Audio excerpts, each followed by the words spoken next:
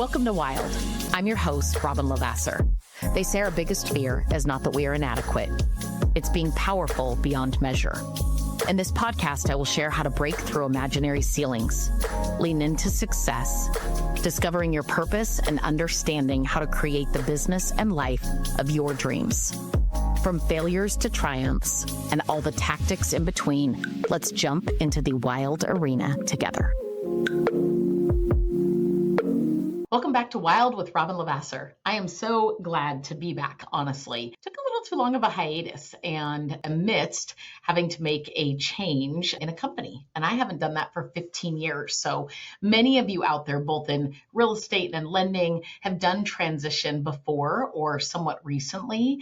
And I don't know about you guys, but 15 years feels like eons to be in one place. And that's what I honestly had the privilege of doing, is staying put, keeping my head down, being hyper-focused in one arena. And I think in so many ways that served me really, really well. And I think it serves a lot of people to just, keep your nose to the grindstone. There's also times in people's journeys in the industry in general where you do have to pause and kind of reassess. Not just, am I in the right place for today, but am I in the place that I need to be to take care of my tomorrow? And I think that kudos, if you will, in the summit funding space to kind of recognize, gosh, at our size, at our attrition, at our growth rate, we are not serving loan officers at the level that we need to serve them.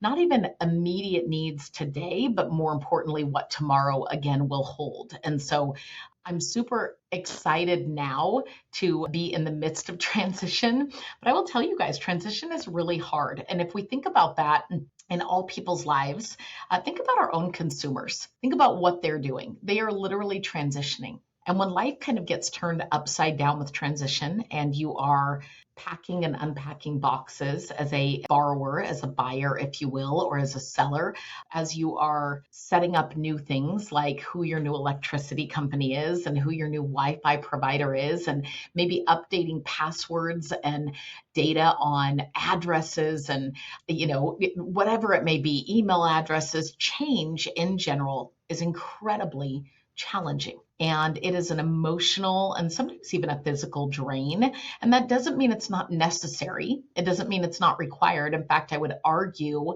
that there are so many times when the pain that comes with having to go through change also comes with a great reward on the other side. I believe that that's definitely where we're at in making this change over to cross-country mortgage, but it doesn't downplay the fact that change in general is a challenge. And when I think of that from a customer service perspective, I think about how many things in your life get put on hold when you're going through something that feels very disruptive, right? That is definitely shaking up the everyday life and momentum that you have. And you have to stop and pause and say, wait, I've got to check that. I've got to do this because this was all tied to this employer of mine or this previous house of mine, or this all isn't updated to my current state. And now that I'm there, I have to learn all of these things, right? Maybe I'm learning a new neighborhood to drive through if I'm a buyer. Maybe I'm learning more about my neighbors. Maybe I'm learning how the sprinkler system works for the first time as we embark on spring,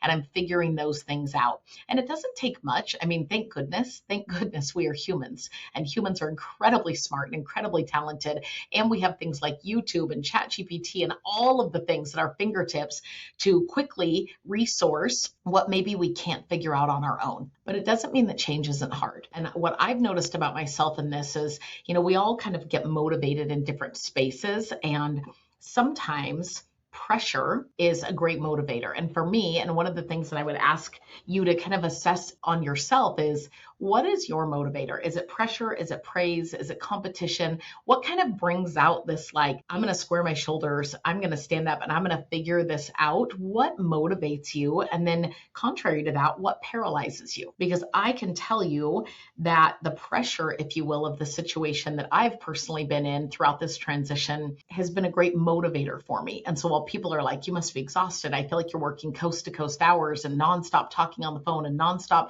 taking care of things and other people, it must be draining. And it's actually been oddly quite the opposite. It's been invigorating. because I am so incredibly challenged with the pressure that we are under to kind of get this transition completed, make sure that everybody is off to the races, to make sure files still close on time.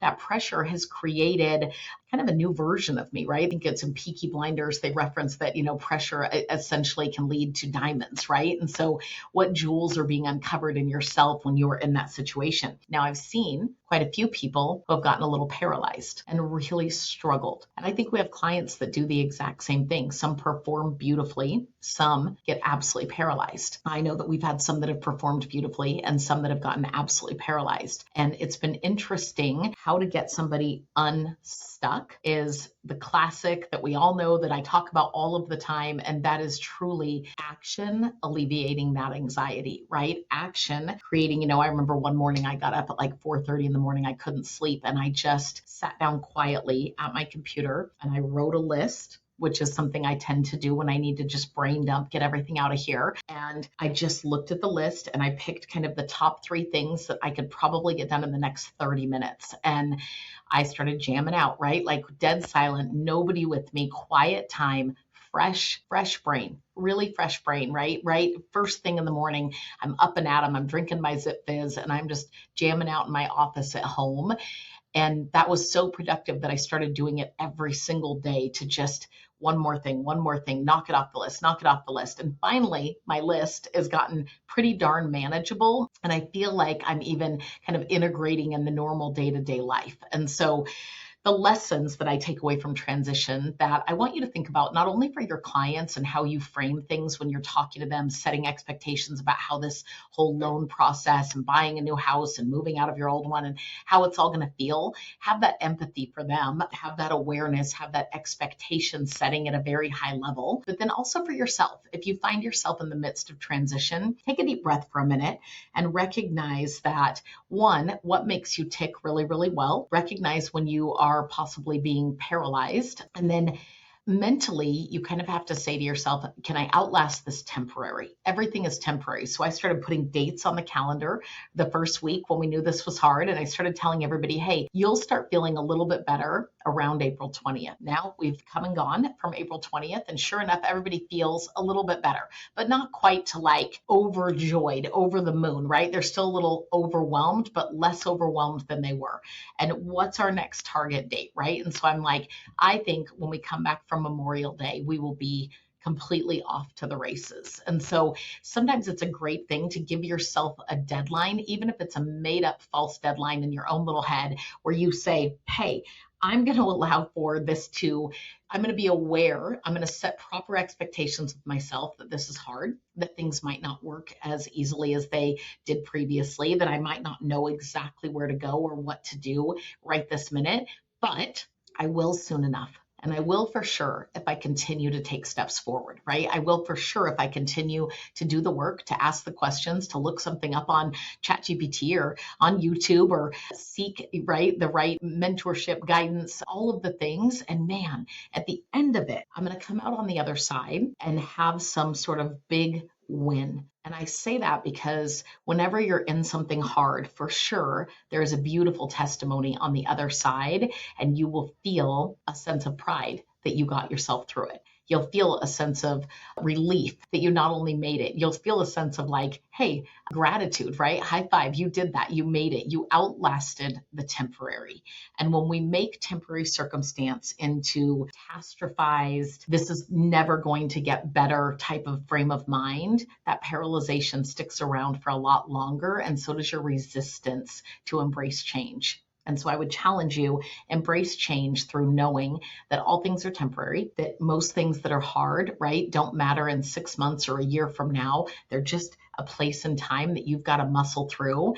And there is a lot of joy and a lot of win when you know that, man, I grinded through that and look where I'm at now and look who I am now. And so transition, I don't highly recommend it, but I will tell you sometimes it's absolutely necessary to take your career, to take your family's life, your wealth building, your future, whether it is buying a home, changing jobs, switching companies, anything that comes your way. You absolutely not only can do it, but you can do it really well amidst the hard and amidst the unknown. If this was helpful, I hope you share it. We'll see you on the next Wild.